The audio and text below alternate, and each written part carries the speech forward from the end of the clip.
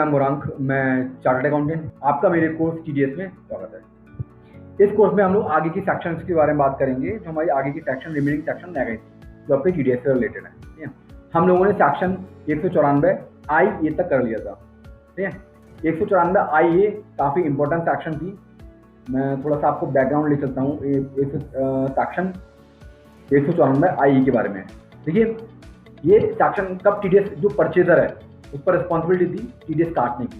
ठीक है, अब चूंकि परचेजर तो जो नॉर्मल बंदे होते हैं वो टीडीएस क्या काटेंगे, वो क्या टैन नंबर लेंगे, वो कौन सी रिटर्न भरेंगे, क्या करेंगे वो, तो उनके लिए बहुत ही एक सिंपल सा फॉर्म विद चालान। ना तो उनको टैन नंबर लेने की जरूरत है, ना किसी एक ऐसा टिपिकल डॉक्यूमेंट्स की जरूरत है जो उनको परेशानी होगी। ठीक है ना, तो उनके नॉर्मल सा एक फॉर्म भरना है, 26 क्यूबी फॉर्म भरना है, जिसके लिए बस आप जो आपका सेलर है उसका आपको पैन नंबर चाहिए, उसका एड्रेस वगैरह चाहिए, और आपको ज़्यादा डिटेल नहीं चाहिए। आपको खुद से पैन नंबर भी नहीं लेना है। Mister Madan sold his house property in Surat as well as his rural agriculture land for consideration 65 lakh and 20 lakh. क्योंकि रूरल एग्रीकल्चर लैंड है, इस पर सेक्शन नहीं लगता। Respectively to mister Raman 1/10/2019 he has purchase the house property 40 lakh and the land 15 lakh in the year 2018. There was no difference in the stamp valuation. You are required to determine TDS implication if any, assuming both persons are resident Indian. As per section 8 IA, any person being a transferee responsible for paying to resident transfer any sum of by way of consideration for transfer of immovable property other than rural agriculture land नहीं आएगा, is required to deduct इसका TDS काटना 1% TDS काटना है यदि consideration की amount 50 lakh या उससे ज़्यादा लगती है। The deduction of tax has to be made at the time of credit of such sum to the account of transferor या at the time of payment of such sum which is earlier. Okay. Accordingly, since the sale consideration of house property कितना है, exceed 50 lakh से ज़्यादा, the transfer is required to deduct tax person 1% tax TDS काटेगा 65 लाख का, being the consideration of transfer of house property. ठीक है, the tax to be deducted 65,000 रुपये since the TDS are attracted in respect of a immovable property other than rural agriculture land. तो rural agriculture land बेचिए, उस पर tax नहीं कटेगा, उस पर टीडीएस नहीं कटेगा, क्योंकि सेक्शन 194 आई किस पर लगता है, other than agriculture, rural agriculture land पर। क्लियर है, बात समझ में आ गई आपको। फॉर्म कौन सा भरना पड़ेगा, इसलिए 26 क्यूबी फॉर्म भरना पड़ेगा। ये 26 क्यूबी फॉर्म चालान का रिटर्न है। ठीक है, हम पढ़ते हैं सेक्शन अगली 194 IB। देखिए, हम लोगों ने सेक्शन पढ़ा था 194 आई पढ़ा था, वहाँ पर रेंट की बात कर रहा था कि रेंट पर टीडीएस कटेगा। सही है, लेकिन वहाँ पर ये इंडिविजुअल एंड एचयूएफ है, वो यदि उनका ऑडिट नहीं हुआ है सेक्शन 44 AB में जो लिमिट रखी थी 1 करोड़ की और 50 लाख की प्रीसीडिंग फाइनेंशियल में, यदि आपका टर्नओवर नहीं है तो सेक्शन ऑफ 195 आई में 194 आई में कवर नहीं थे। आपको इंडिविजुअल और एचयूएफ को टीडीएस काटने की रिस्पॉन्सिबिलिटी नहीं। अब इन्होंने एक सेक्शन इंट्रोड्यूस कर दिया कि जितने भी पर्सनल बंदे हैं जो बेचारे रह गए थे उनको भी अब कवर करने लगे हैं। ठीक है, तो क्या कह दिया, कोई भी require any person being individual and HUF है अदर देन दो जो individual and HUF already cover है, जो कवर हो चुके हैं, उनको नहीं कंसिडर करा हुआ है, उनको क्या करना पड़ेगा, 5% क्या करना पड़ेगा, टीडीएस काटना पड़ेगा। किस पर, रेंट पर। ठीक है, लिमिट कितनी है, 50,000 पर मंथ या पार्ट ऑफ द मंथ। देखो सीधी सीधी बात है, आप यदि रेंट पे कर रहे हो किस पर, इमूवेबल प्रॉपर्टी पर, लैंड और बिल्डिंग बोथ। ठीक है, यहाँ पर प्लांट मशीनरी इक्विपमेंट नहीं आएगा, फर्नीचर नहीं आएगा, वो सिर्फ 194 आई में था, प्लांट मशीनरी इक्विपमेंट फर्नीचर वो यहाँ पर नहीं आएगा। यहाँ पर सिर्फ लैंड एंड बिल्डिंग बोथ आएगा। और अमाउंट कितनी है, 50,000 या उससे ज़्यादा पर मंथ। अमाउंट कितनी है, एक्सीड होनी चाहिए 50,000 मंथ या पार्ट ऑफ द मंथ। देखो, आपने यदि कोई, आप इंडिविजुअल हो, आपने कोई हॉल लिया लैंड पे रेंट पर, इस पर आपको पेमेंट करना पड़ा है 70,000 रुपये का, तो आपको टीडीएस काटना पड़ेगा। भाई अमाउंट 50,000 से ज़्यादा है, चाहे एक दिन ही क्यों ना हो, क्योंकि पार्ट ऑफ द मंथ कह रहा है ना, एक दिन ही क्यों ना हो, तो आपको टीडीएस काटना पड़ेगा। टीडीएस कब काटोगे, जब आप at the time of payment या at the time of credit whichever is earlier. ठीक है, टैन नंबर की रिक्वायरमेंट नहीं है, टैन नंबर की कोई ज़रूरत नहीं है, कोई हिसाब से कम नहीं टैन नंबर के, टैन नंबर की कोई रिक्वायरमेंट नहीं है, फॉर्म भी बहुत सिंपल सा है। 26 QP हमने पढ़ा था, 26 QC कौन सा फॉर्म है, 26 QC रिटर्न चालान, मतलब चालान कम रिटर्न फॉर्म। ये मैंने कुछ डिफरेंस ले रखा है, सेक्शन 194 आई, सेक्शन 194 IB। क्या डिफरेंस है, ये section 194I rent paid by any person individual and HUF तभी आएंगे जब उनका टैक्स ऑडिट होगा प्रीसीडिंग फाइनेंशियल ईयर में। टैक्स ऑडिट मतलब क्या लिमिट देखी आएगी 1,50,00,000 वाली। ये 4480 वाला नहीं, 4480 वाला ऑडिट की बात नहीं कर रहा है। 44AB में जहां पर लिमिट आपकी 1 करोड़ या 50 लाख से ज्यादा हो जाती है। Rent paid by other than जो 194I में कवर नहीं है। लिमिट कितनी है? लिमिट रेंट की है 2,40,000 रुपये, यहाँ पर लिमिट है 50,000 पर मंथ या पार्ट ऑफ द मंथ। ठीक है। रेंट रेट कितना है? 2% प्लांट मशीनरी इक्विपमेंट पे, 10% कितना है लैंड बिल्डिंग एंड फर्नीचर पे। यहाँ पर land and building and both पर है कितना है 5%। Payment and book entry earlier, payment and credit in the last month of the previous year. 10C देखो, अगर आपने क्रेडिट तो कर दिया लेकिन पेमेंट अभी तक पूरे साल पेमेंट नहीं करा हुआ है, तो यहाँ पे कह रहे हैं जो लास्ट ईयर में, लास्ट मंथ में, ईयर के लास्ट में जो आप क्रेडिट करोगे पार्टी को, उस मंथ आपको क्या करना है? टीडीएस काटना है। यहाँ पर payment of book entry picture कर लिए भाई, आपने यहाँ पर बुक एंट्री तो पास कर ली फाइनेंशियल ईयर में, बुक एंट्री पास कर दी, ठीक है, लेकिन टीडीएस नहीं काटा है। टीडीएस कब काटना है? Last of the financial year, financial year के लास्ट में टीडीएस काटना है। ठीक है। यहाँ पर 10 नंबर की रिक्वायरमेंट नहीं है, यहाँ पर 10 नंबर की रिक्वायरमेंट है, यहाँ पर 10 नंबर की रिक्वायरमेंट है। ठीक है। यदि आपने पैन फर्नेस नहीं किया तो आप पर 20% टैक्स लगेगा। यदि आपने पैन फर्नेस नहीं किया तो 20% टैक्स लगेगा, लेकिन एक शर्त है, जो लास्ट डेट को आप जो आपका रेंट अमाउंट होगा उससे ज्यादा टीडीएस नहीं काट सकते।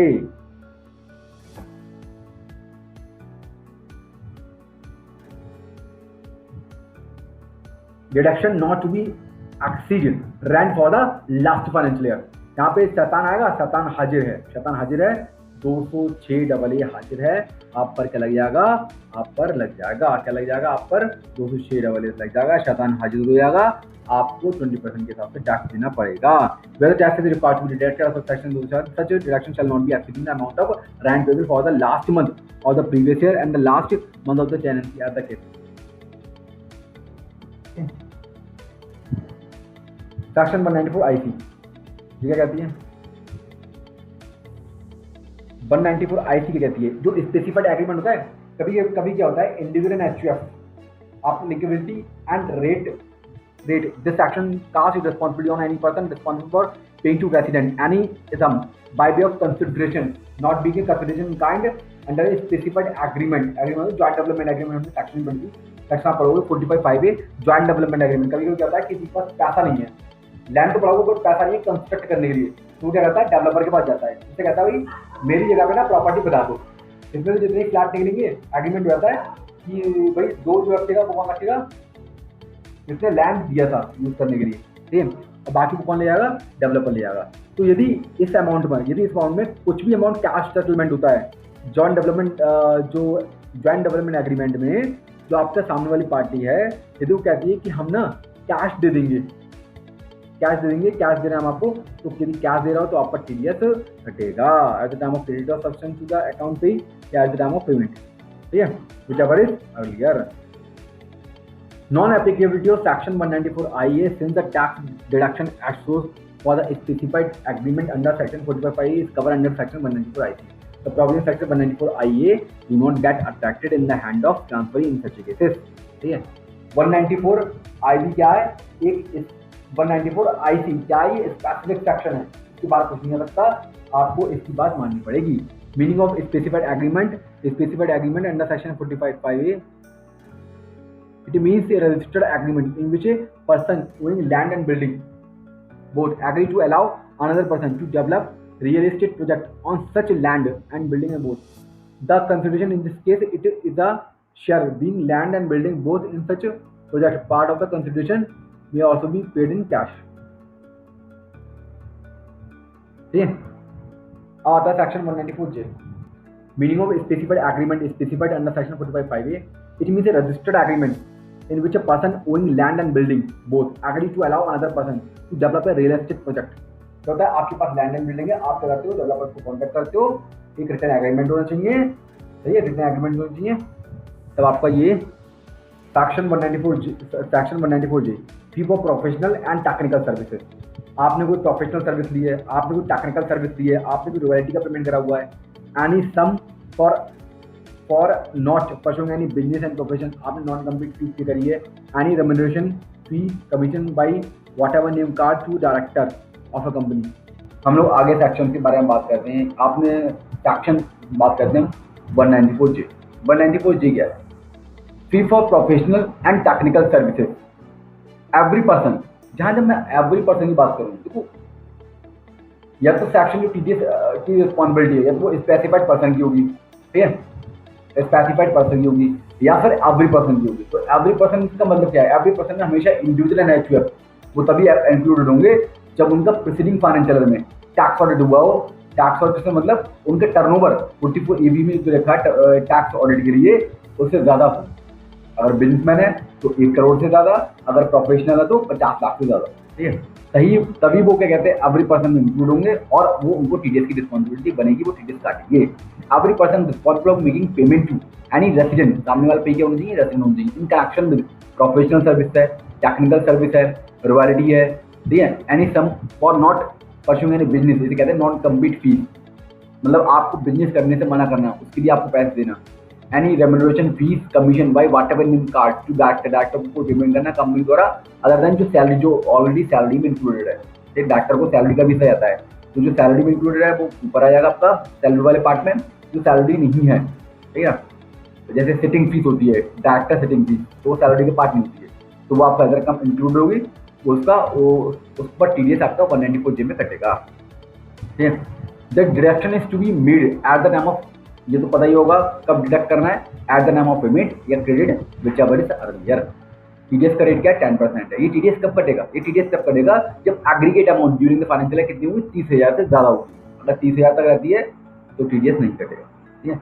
No tax reduction is required amount of fees and aggregate amount of fees credited and paid and likely to be credited and paid during the financial year does not exceed 30,000 रुपए in case of a fee for professional services। जहाँ पे 30 तरह की limit है वो आपको अलग अलग देखनी, सेपरेटली देखनी है। फी फॉर प्रोफेशनल सर्विस के लिए, फी फॉर टेक्निकल सर्विस के लिए, रॉयल्टी के लिए, नॉन कम्पीट फीस के लिए, यहाँ पर आपको सेपरेट लिमिट देखनी है 30 तरह की। लेकिन जो आपका डायरेक्टर को सिटिंग फीस वगैरह जा रही है जो सैलरी का पार्ट नहीं है, तो ये उसके केस में हमें कोई लिमिट नहीं देखनी है। यदि आप सिटिंग फीस का 1,000 रुपये पेमेंट कर रहे हो तो आपको टीडीएस काटना पड़ेगा, ठीक है। However, there is no such exemption limit for deduction of a tax।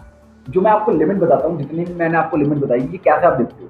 ये आप देखोगे पर पर्सन बेसिस पे during the financial year, per person basis पे ड्यूरिंग द फाइनेंशियल ईयर, ठीक है, पर पर्सन बेसिस पे, ठीक है। There is no such exemption limit for deduction of a tax on the remuneration and fee and commission payment to the director, ठीक है। TDS in case of payment by individual and HUF कब होगा? जब उसका audit हो गया होगा 44 AB के अंतर्गत, जो ऑडिट की लिमिट रखी उससे क्रॉस हो चुका होगा, तभी क्या होगा? वो एलिजिबल होगा किस चीज की, तो वो क्या होगा? रिस्पॉन्सिबल होगा टीडीएस काटने के लिए, ठीक है। यहाँ पे issue of certificate for non deducting tax at source as per section 197 if the person, वही ए वाला हिसाब किताब है। 97 में क्या है? ए को आप रिक्वेस्ट दोगे फॉर्म 13 के जरिए, वो आपको क्या करेगा? टीडीएस कम काटेगा या बिल्कुल नहीं काटेगा डायरेक्टर। आप डायरेक्टर को सर्टिफिकेट इशू करोगे।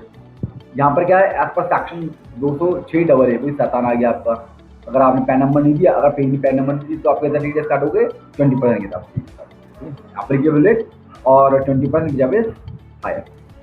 फी फॉर प्रोफेशनल सर्विस केस में हम 30 की लिमिट अलग अलग देखेंगे। तो इस बात समझने की कोशिश करिए, यदि एक चार्टर्ड अकाउंटेंट है, चार्टर्ड अकाउंटेंट की हम सर्विस दे रहे हैं, उसका पेमेंट यदि पूरे 30,000 से ज़्यादा पेमेंट करते हैं पूरे ड्यूरिंग फाइनेंशियल ईयर, तो उसका क्या होगा?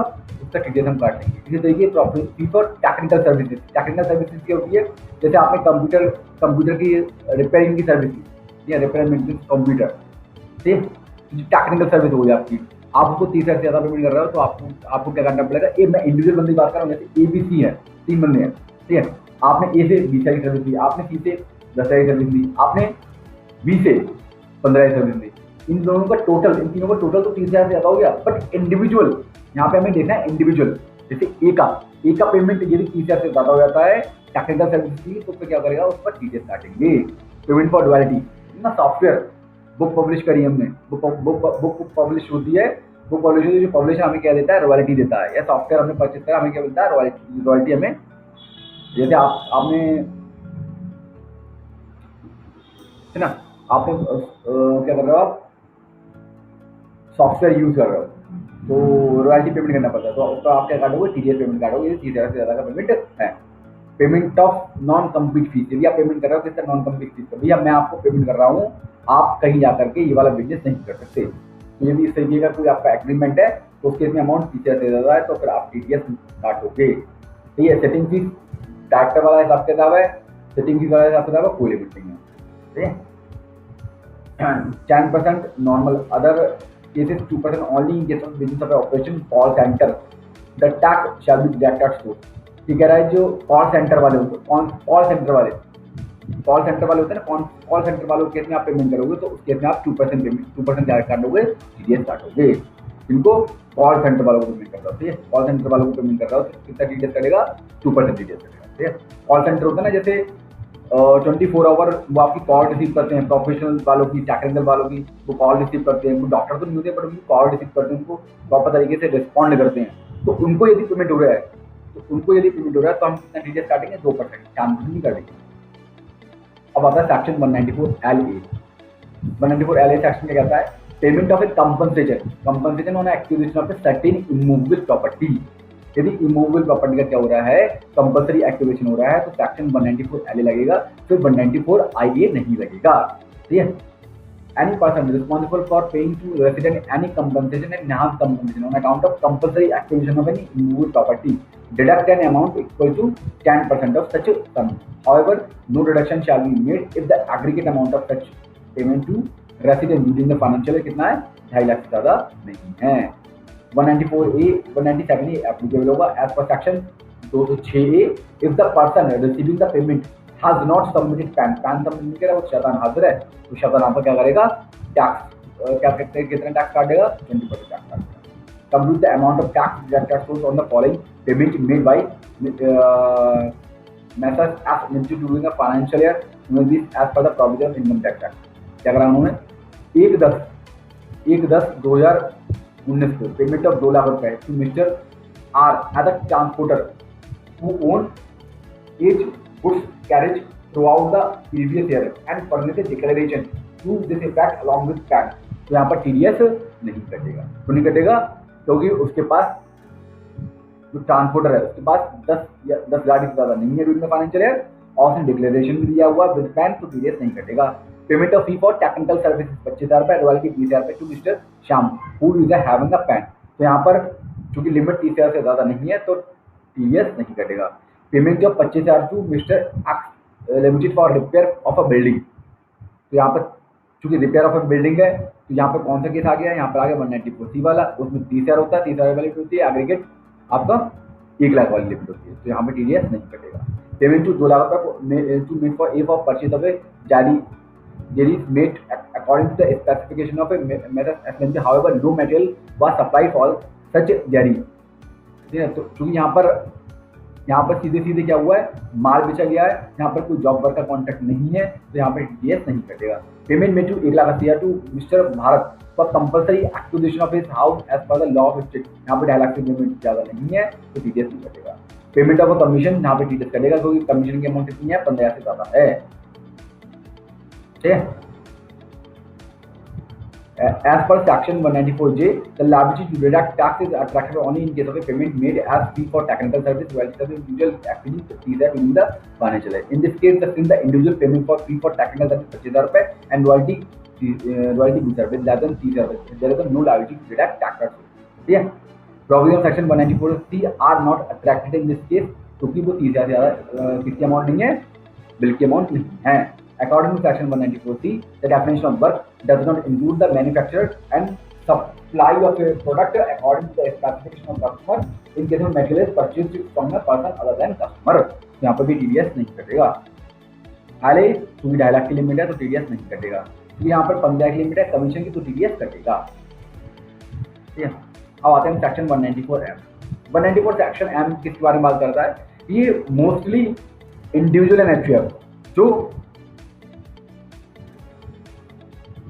वर्क कॉन्ट्रैक्ट मतलब 194C में जो कवर नहीं हो पाए थे। ठीक है, जो इंडिविजुअल एंड HUF जिसकी रिस्पॉन्सिबिलिटी 194C में कवर नहीं हो पाई थी, जिसकी रिस्पॉन्सिबिलिटी कमीशन के केस में कवर नहीं हो पाई थी, जिसकी रिस्पॉन्सिबिलिटी प्रोफेशनल सर्विस के केस में जो सेक्शन था 194J उस केस में कवर नहीं हो पाई थी, उसको यहाँ पर उस इंडिविजुअल एंड HUF कवर करा गया है। वो इंडिविजुअल एंड HUF इस सेक्शन के अंदर TDS काटेंगे, रिस्पॉन्सिबिलिटी बन जाएगी।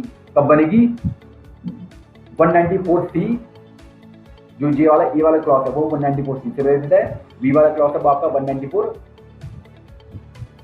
Bye commission non being commission वो जो 194 आज था उससे रिलेटेड है, या आपका 194 जे से रिलेटेड है। जो इंडिविजुअल एनएचयूएफ ऑडिट के चक्कर में मतलब ऑडिट की वजह से वहाँ पर उस सेक्शन में कवर नहीं हो पाए थे, वो फिर इस सेक्शन में आएंगे, उनको इस सेक्शन के अंतर्गत क्या देना पड़ेगा, टीडीएस काटना पड़ेगा। It may be noted that only individual and HUF other than those who are required to deduct income tax as per the provision of section 194C, 194H, 194J are required to deduct tax in respect of the above sum payable during the financial year to resident. ठीक है, time of deduction क्या है, tax should be deducted at the time of credit of such sum या at the time of payment of such sum, whichever is earlier. ठीक है, threshold limit, no tax is required to be deducted where the such sum या as the case may be aggregate amount of such sum credited या paid to resident during the financial year does not exceed 50 lakh रुपए। यदि 50 लाख रुपए से ज्यादा aggregate amount नहीं रहती है इन सब सम की तो फिर टीडीएस नहीं काटेंगे। ठीक है, नॉन एप्लीकेबल यहाँ पर हायर अमाउंट की है, बहुत ज्यादा हायर अमाउंट की है। कंस्ट्रक्शन का कॉन्ट्रैक्ट होता है, ठीक है, कंस्ट्रक्शन का कॉन्ट्रैक्ट होता है, पर्सन अपनी अपनी बिल्डिंग बना रहा है, पर्सन अपनी बिल्डिंग बना रहा है, यहाँ पर हमारा पेमेंट रहता है 50 लाख से ज्यादा, तो उस केस में हम कॉन्ट्रैक्टर क्या काट देंगे, टीडीएस काट लेंगे। ठीक है, non applicability of TDS under section 194M an individual and HUF family who is not eligible to deduct tax at source under section 194M if they are required to deduct tax at source under section 194C। Basically यदि individually वो other section में TDS काट रहे हैं, सही है, 194C में काट रहा है, 194H में काट रहा है, 194J में काट रहे हैं, तो फिर वो इस सेक्शन के अंतर्गत कवर नहीं है। वो बंदे कौन है, 194C में कवर है, 194H में कवर है, 194J में कवर है, जो इंडिविजुअल एनएचयूएफ है वो तभी है जब उनका टर्नओवर प्रीसीडिंग फाइनेंशियल ईयर में यदि वो बिजनेस कर रहा है तो 1 करोड़ से ज्यादा है, और यदि वो प्रोफेशनल सर्विस दे रहा है तो 50 लाख से ज्यादा है। ठीक है, ये कुछ एग्जाम्पल है, इसको आप एक बार रीड कर लेना, आसान से छोटे-छोटे एग्जाम्पल हैं, तो आसानी से आप करके आप अंडरस्टैंड कर सकते हो कि प्रैक्टिकल सिचुएशन क्या है। ठीक है, 194N TDS on cash withdrawal, ये नया सेक्शन आया, TDS on cash withdrawal. Government का ऑब्जेक्टिव है कि आप कैश के ट्रांजेक्शन जितने कम हो सकते हैं कम से कम करो। ठीक है, तो सेक्शन में क्या है 194N।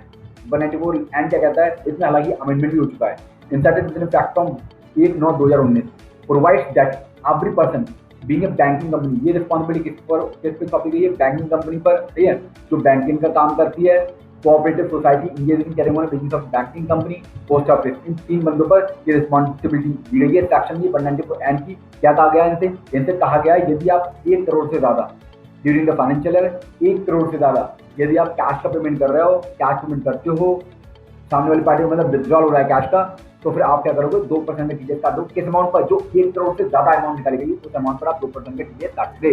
टाइम ऑफ डिडक्शन क्या होगा, the deduction is made at the time of payment of sum. ठीक है, अब इसमें एक प्रोविजन लाया गया है। प्रोविजन क्या कहा है, प्रोविजन कहा है provided that in case of recipient who has not filed return of income for all of the 3 assessment year relevant to the 3 previous year for which the time limit of filing of return in income tax has expired हो चुकी है, immediately preceding the previous year in which payment of such sum is made to him. The provision of this section shall apply with the modification that modification हो जाएगा provision में, क्या modification हो जाएगा, the sum shall be the amount and the aggregate amount as the case may be cash. यदि 20 लाख से ज्यादा 20 लाख से ज्यादा ड्यूरिंग द फाइनेंशियल निकाले थे तो the deduction shall be the amount equal to 2% of the sum. जो आपका 2% लगेगा, किस पर लगेगा, किस पर टीडीएस काटना पड़ेगा आपको, 20 लाख से ज्यादा 1 करोड़ तक जितना भी आप कैश निकालोगे उस पर 2%, और जो 1 करोड़ से ज्यादा अमाउंट निकालोगे उस पर 5% टीडीएस आपका कटेगा। ठीक है, अब बहुत टेक्निकल कर दिया, मतलब यहाँ पर ये सेक्शन, ये लाइन समझने की कोशिश करिए। ये लाइन क्या कह रही है, ये लाइन कह रही है आपने प्रीसीडिंग, जैसे आपका सिस्टम चल रहा है, ये जो चल रहा है तो कौन सा चल रहा है, प्रोविजन कौन सा चल रहा है,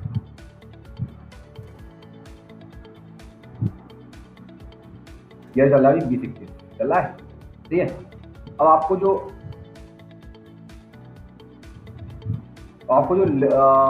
रिटर्न देखनी है, रिटर्न प्रीसीडिंग 3 प्रीवियस ईयर की, कौन देखनी है, वो आपको देखनी है 19-20। ठीक है, ठीक है, एक तो 18-19, आपको 3 साल की लिमिट देखनी है। अभी आप 20-21 में हैं, अभी फाइनेंशियल 20-21 में है, आपको 19-20 की, ठीक है, 18-19 की, और एक आपको देखना है 17-18 की, देखना है 17-18 की, ठीक है। तो आपको 17-18 ये 3 फाइनेंशियल ईयर की आपको क्या देखनी है, रिटर्न देखनी है कि आपने रिटर्न फाइल करी है या नहीं करी है। सेकेंड थिंग, यदि इसकी डेट ही निकल गई है रिटर्न फाइल करने की, जो ड्यू डेट है रिटर्न फाइल करने की वो निकल चुकी है, तो फिर ये वाला प्रोविजन आप पर लग जाएगा। क्योंकि इस टाइम फाइनेंशियल ईयर 19-20 की जो डेट है, ड्यू डेट है, वो कितनी है, 30 नवंबर। क्या है, 30 नवंबर है ना, 30 नवंबर है ना। तो अभी इसकी डेट तो निकली नहीं है, तो हो सकता है अब इस साल प्रोविडो ये वाला ना लगे। ठीक है, यदि आप उसको रिटर्न सबमिट करके दे देते हो, यदि आप अपनी बैंक को रिटर्न सबमिट करके दे देते हो कि मैंने इस साल की रिटर्न भर दी है, मुझ पर ये वाला प्रोविजन मत लगाओ, मुझ पर तो कोई 1 करोड़ वाला प्रोविजन लगाओ, मतलब 1 करोड़ से ज़्यादा अगर मैं विड्रॉल करता हूँ कैश का तो मेरा 2% चीज़ें काट लो। अदरवाइज आप ये वाला उनको प्रूव नहीं कर पाए तो फिर टैक्स कितना काट लेंगे, वो टैक्स बहुत सारा टैक्स काट लेंगे आपका, है ना, बहुत सारा टैक्स कटेगा, है ना। Income of all the 3 assessment year relevant to the 3 previous year कितना टैक्स कटेगा भाई। अगर आप 20 लाख से ज़्यादा अमाउंट विड्रॉल करोगे तो 2% टीडीएस कटेगा। सही, 20 लाख से ज़्यादा कितना कटेगा, अप टू 1 करोड़ तक 2% टीडीएस काट लेंगे, 2% लिखा हुआ है, और 1 करोड़ से ज़्यादा काट निकालोगे तो 5% टीडीएस काटेंगे। तो भाई आप कोशिश करके कैसे भी इस प्रोविजन से बाहर निकलने की कोशिश करिए, अदरवाइज आपका ह्यूज टीडीएस के अमाउंट कट जाएगा। पहले तो यही सजेशन रहेगी कि आप कैश विड्रॉल कम से कम करिए, कैश विड्रॉल को कम से कम करिए, बैंक से ट्रांजेक्शन करिए, जिससे कि आप पर ये सेक्शन एप्लीकेबल ना हो सके। ठीक है, क्लियर है।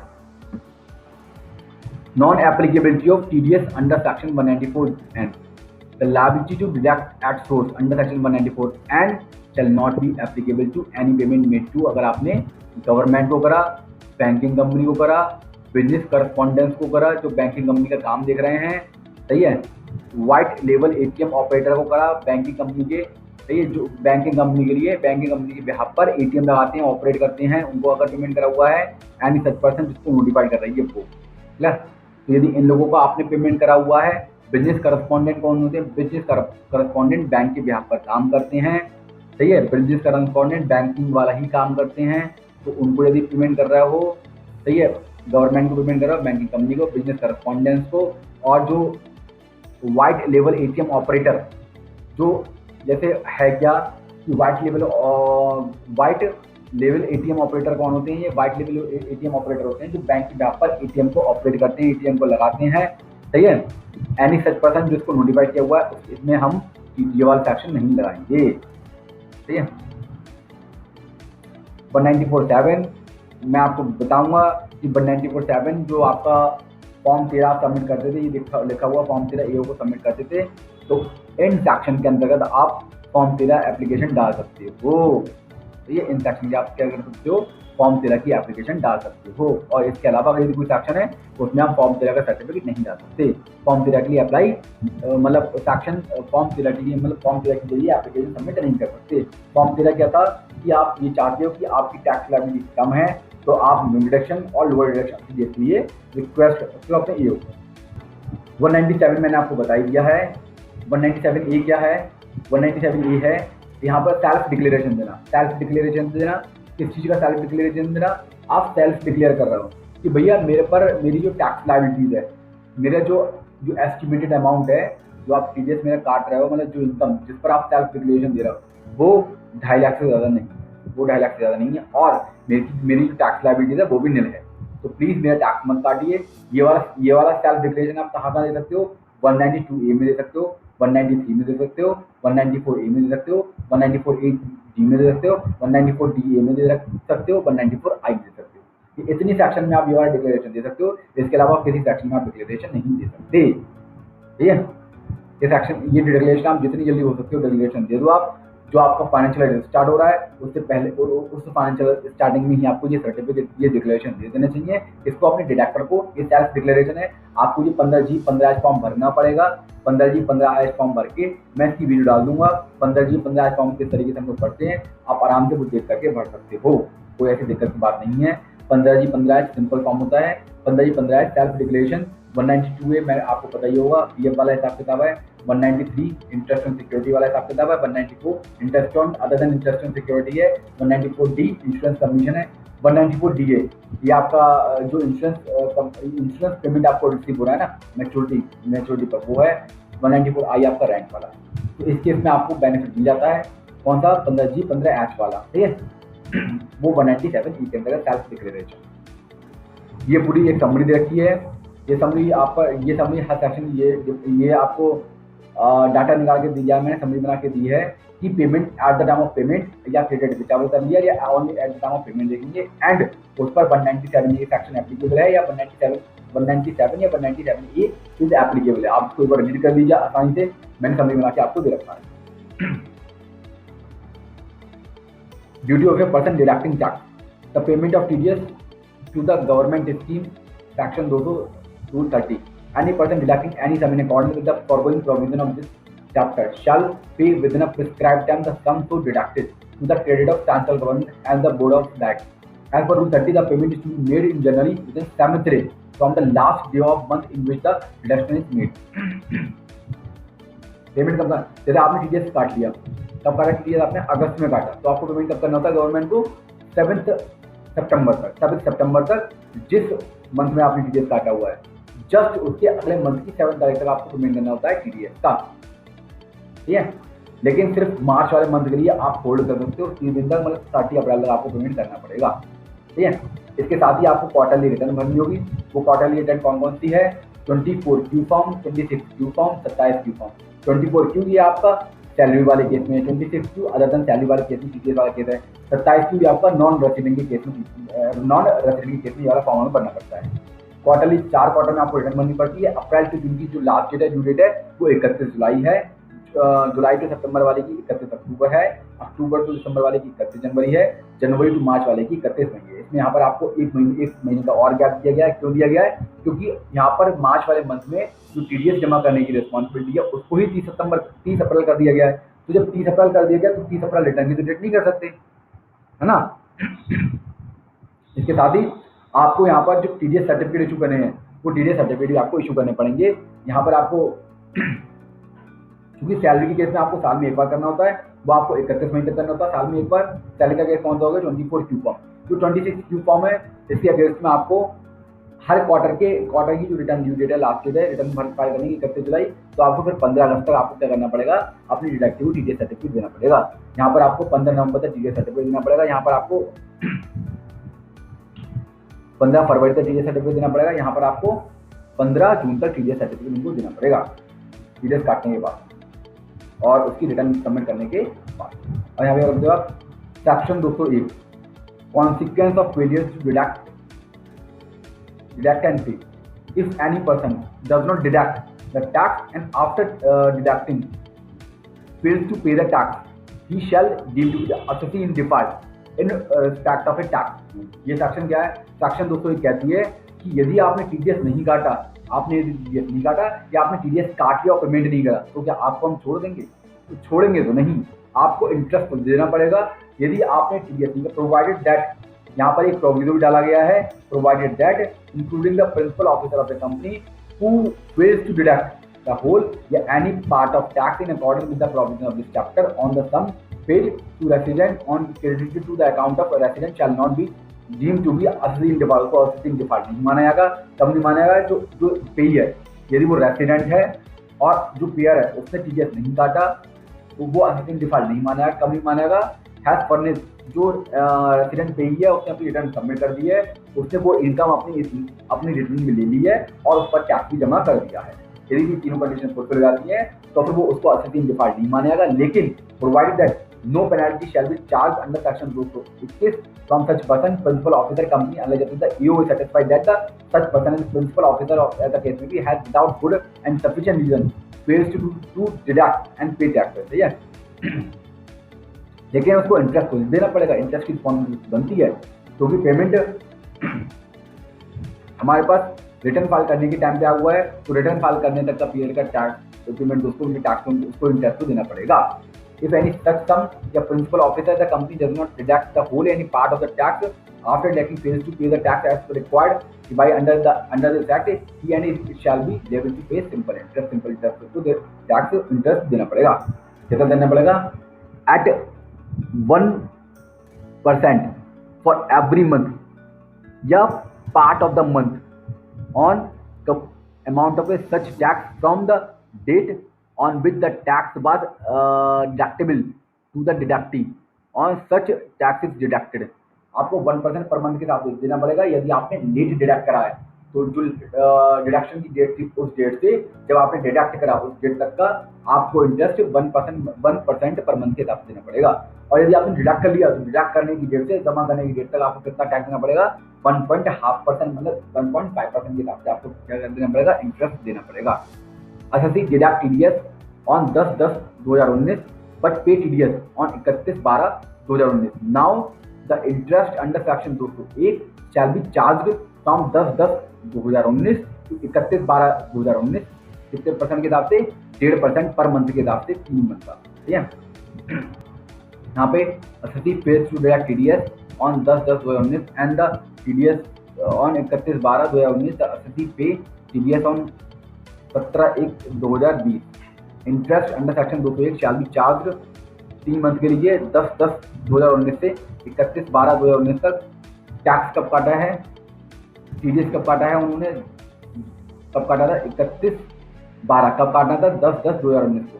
तो 10/10/2019 से लेके 31/12/2019 तक का तो आपको देना पड़ेगा 1% के हिसाब से। उसके बाद में आपको कितना देना पड़ेगा? 1.5% के हिसाब से आपको क्या देना पड़ेगा? इंटरेस्ट देना पड़ेगा। यहाँ पर the amount of 40,000 was paid to mister X on 1/7/2019 toward the fee for professional services without reduction of tax at source. Subsequently under payment of 50,000 was due to mister X on 28/2/2020 from with the tax 10%। 9,000 रुपये उन्होंने काट के the entire amount of 90,000 रुपये। भाई पहले 40,000 रुपये TDS काटना था, तब तो काटा नहीं उन्होंने, ठीक है। अब बाद में उन्होंने टीडीएस काट लिया 28/2/2020 को, तो कैसे चार्ज करेंगे हम? 8 मंथ का कैसे चार्ज करेंगे भाई? कब टीडीएस काटना था? 1/7/2019 को। टीडीएस नहीं काटा तो जुलाई, अगस्त, सितंबर, अक्टूबर, नवंबर, दिसंबर, जनवरी, फरवरी में टीडीएस काटा हुआ है। तो 8 महीने का आपको कितना टीडीएस इंटर देना पड़ेगा? 1% के हिसाब से। और बाकी आपको जो बाकी के महीने रहेगा डिपॉजिट के, उसके हिसाब से आपको 1.5% का इंटरेस्ट देना पड़ेगा। ठीक है, 9,000 डिपॉजिट कब करा है? 22/6 को करा हुआ है। तो क्या हुआ? मार्च, अप्रैल, मई, जून, 4 महीने हुए। तो 4 महीने का आपका कितना देना पड़ेगा? 1.5% के। टीडीएस सर्टिफिकेट मैंने आपको बताया, टीडीएस सर्टिफिकेट कौन कौन होते हैं? Form 16, form 16A, form 16 salary के केस में होता है, form 16A other than salary के केस में होता है। सही है, ये आपको कब देना होता है? फॉर्म 16 31 मई तक आपको सर्टिफिकेट देना होता है अपने डिडक्टिव को। आपको फॉर्म 16A है तो 15 day from the last day of submitting the quarterly statement. मैंने आपको बताया था यदि 31 जुलाई है तो 15 अगस्त तक आपको क्या देना है? डिडक्टिव को अपनी टीडीएस सर्टिफिकेट दे देना है। यहाँ पर 10 नंबर लेना जरूरी है।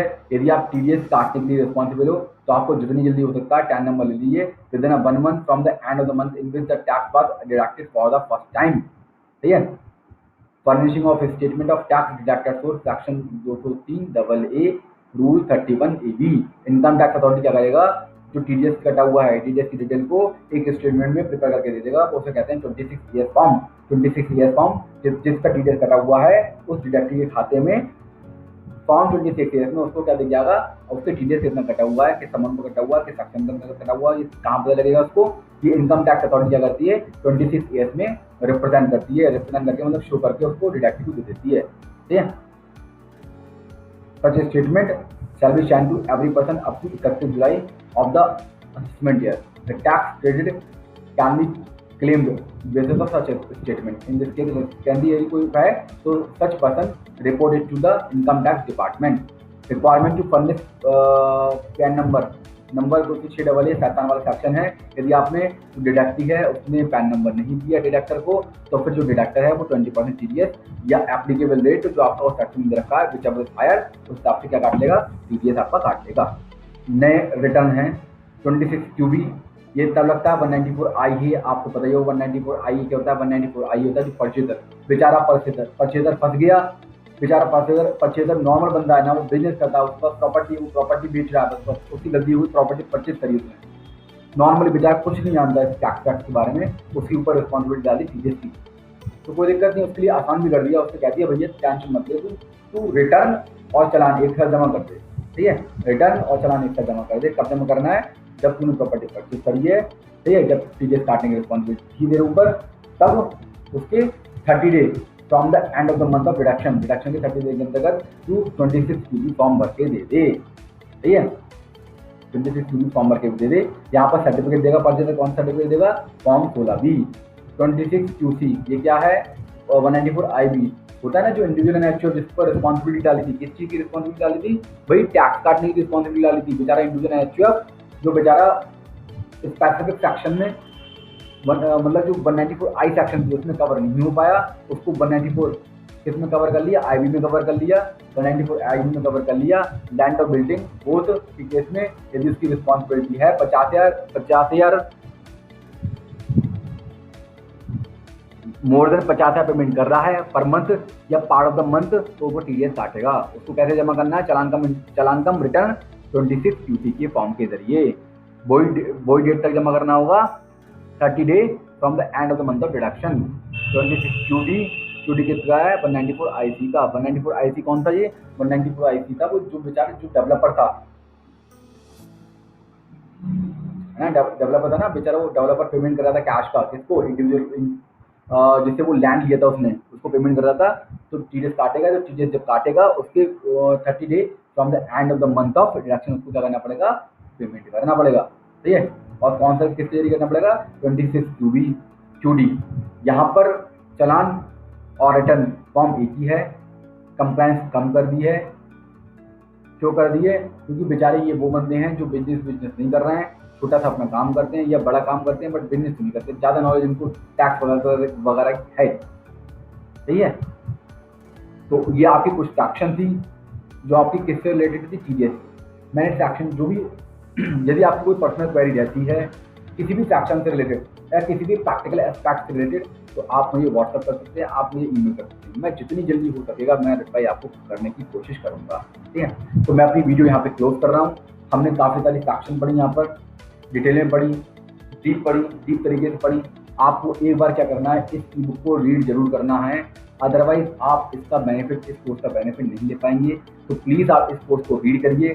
रीड करने के बाद यदि आपको कोई प्रॉब्लम रहती है तो मैं आपको प्रॉपर तरीके से रिप्लाई करूँगा, ठीक है। जहाँ पर मैंने जितने भी जो प्रैक्टिकल एस्पेक्ट है उनसे रिलेटेड जितनी पासवर्ड है उसको ओपन करने का मैंने आपको पासवर्ड दिया हुआ है, मतलब उस फाइल को किस तरीके से ओपन करेंगे, उसका पासवर्ड क्या है, ठीक है। काफ़ी सारी चीज़ें मैंने आपको प्रैक्टिकली समझा रखी हैं, डिटेल में समझा रखी है। यदि अभी भी कोई चीज़ समझ नहीं आती है तो आप मुझे ईमेल कर सकते हैं और व्हाट्सएप कर सकते हैं। मैं आपका जितनी जल्दी हो सकेगा उतनी जल्दी रिप्लाई करने की कोशिश करूँगा। ओके, मैं अपनी वीडियो यहाँ पे कंप्लीट करता हूँ। Okay, bye.